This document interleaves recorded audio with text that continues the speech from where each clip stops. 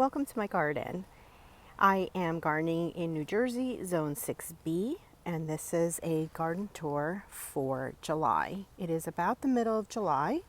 We had a little sprinkling of rain, and we're supposed to get more rain this afternoon, but I thought I'd take you around and show you what is looking great in middle of July.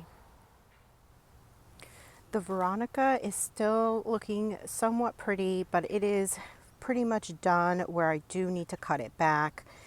I do see a lot of inside it's dying for some reason, so I may have to cut it all the way down to the ground and let it regrow. But even if it dies off and I have to replace it next year, I absolutely want to replace this plant because I absolutely love it.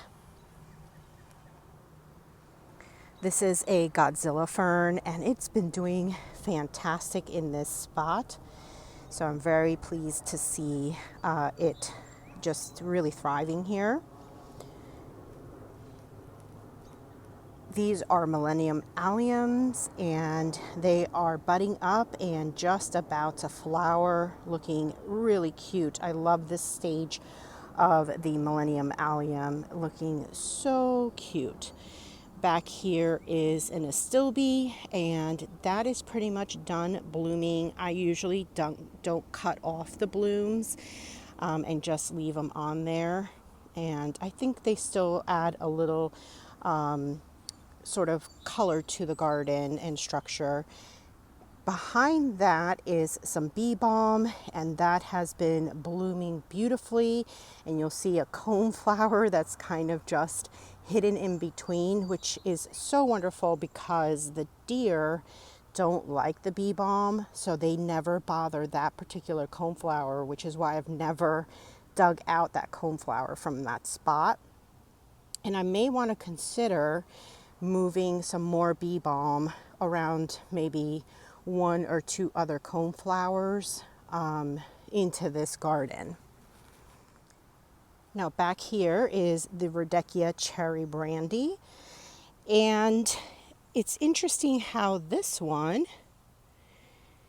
I don't know if that's the Sahara and not the cherry brandy, because that's a double.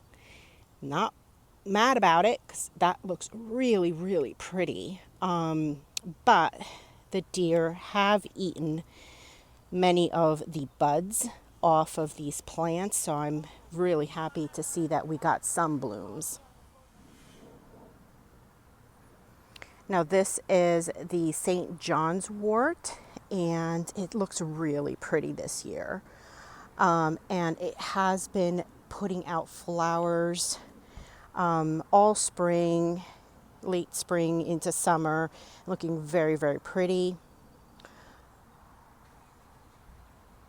And you'll see a coneflower once again hidden in between some of the bee balm and the St. John's wort, and back there the eryngium. So that is definitely a way to maybe try and mitigate deer damage, and I'll be trying that out where I probably put a plant in the center of something that the deer don't eat,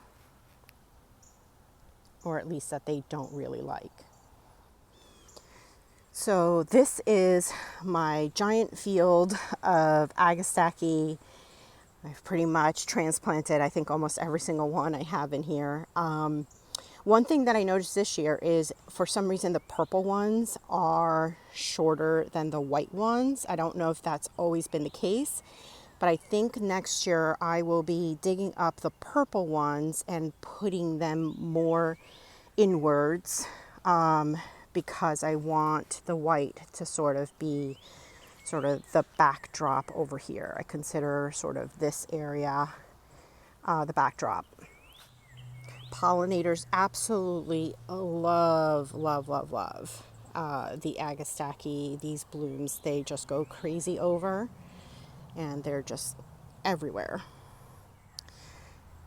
Now moving over here, I have coneflowers, and these are the coneflowers that constantly get eaten by the rabbits. Behind that is my delphiniums, and I just had a video about collecting seed from that delphinium. But this coneflower just got totally demolished. We haven't been great at spraying for deer, and so they've come through and just really did a number this year. So maybe one strategy that I think I might use next year is, being that that one coneflower with the bee balm hidden in there is working really great. I might take some of this Agastaki and sort of surround. I do have to thin this out and take a few out, but if I put a bunch of Agastaki here and surround it with that, I think that I have a better chance of getting some blooms. So we're going to try that next year. Now this side of the garden, which I consider the front side of the garden, isn't looking quite as good. This side looks a little better in the spring, so I need to work on that a little bit. The catmint is sort of reblooming a little bit. I did cut it back a little, and yeah, we'll see how it does. It never really, really comes back. The spring is the time for it to bloom. The lavender back there, struggling because the catmint was actually engulfing it, so I may need to move that. I had just moved it to this spot, but this is not the spot for it, really. Back here I have this Agastaki, which I grew in my veggie garden last year, and I transplanted it here this spring. And it looks pretty. It's not as magnificent as it was in the veggie garden, but I hope that over time it'll establish. Further back, you will see that I have some purple blooms. I love these. These are the Orangium. I do need to stake these up because every year they do fall sideways, and they're not very sturdy for some reason. I also have learned that they seed too easily in the garden, so I do cut it back once it is finished blooming. And we are almost there at the time where I will probably need to cut this back, but it's just such a beautiful flower. I love that bluish purple. And I do plan on keeping it in my garden, but I reduced the amount I had in here and just kept one. And I think I'm good with just one here because it will self-seed. Out here, I have various different lavender, and this was engulfed by the rose campion, so they kind of didn't put on a very good growth. Now the rose campion is done, and it shouldn't come back next year unless it's self-seeded, but hopefully the lavender would take hold here, and I would prefer the lavender to fill in. A little bit more of that orange Agastaki here. Back here, this is a great blue lobelia, and it just keeps getting eaten by the deer, maybe the rabbits, I don't know. So it's been struggling a little bit. I transplanted it over here this year. It wasn't being eaten where it was before, but we'll see. Maybe they'll stop nibbling on it. I don't know. Same with the Sedum Autumn Joy. The deer like this a bit too much, so I am going to move that to a fenced-in garden. And the Black-Eyed Susan is struggling because the deer also eat all the blooms off of the Black-Eyed Susan. So I plan on moving a good amount of this to my fenced-in garden, and then leaving a few, but surrounding it with maybe some Agastaki and something that the deer don't eat. And that's the goal of this garden for me, or at least this front garden, where the deer use this as kind of a part of a highway where they travel through. And maybe really kind of having a few more bee balm and agastache, and then putting coneflowers like right in the center in between all those plants to have some of those blooms in here. And you know what? I will show you that there is actually a little bunny in this bed. We have a bunch of little baby bunnies running around the garden. I don't know if you can see him. But he's right there.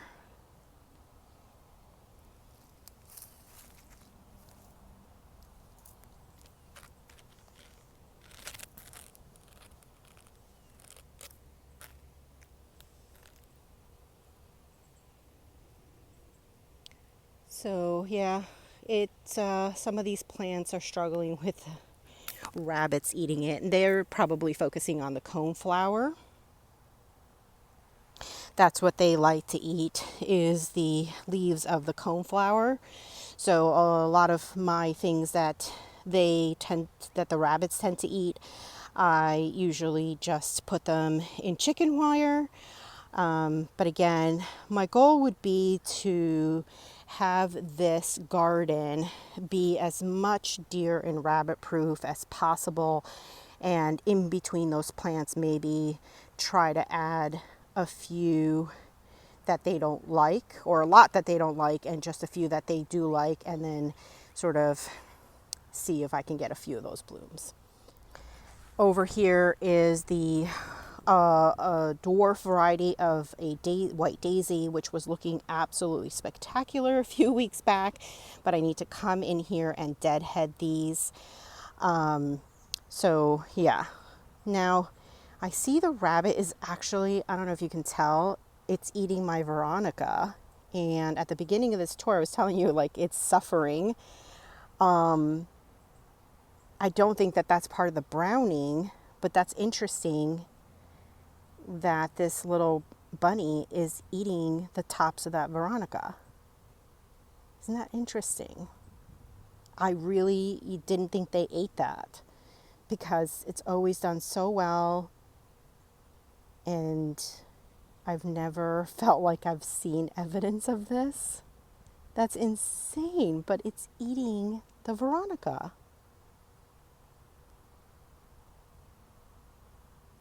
I would not have believed it until I've caught it myself.